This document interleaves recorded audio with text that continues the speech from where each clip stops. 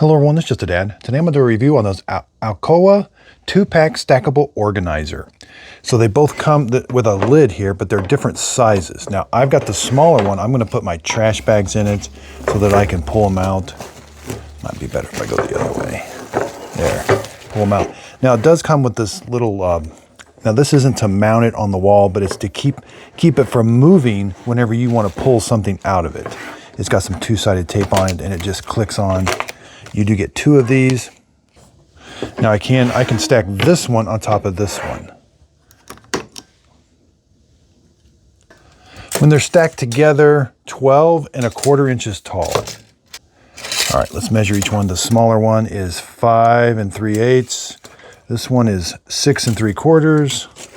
The smaller one is roughly almost 10 inches wide by 6 or 5 5/8 front to back.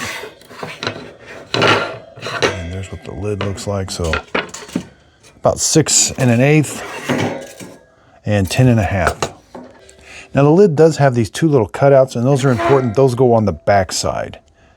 And then it's got one of these cutouts for that little rod that sticks up. Same with this one. These cutouts are for the back side.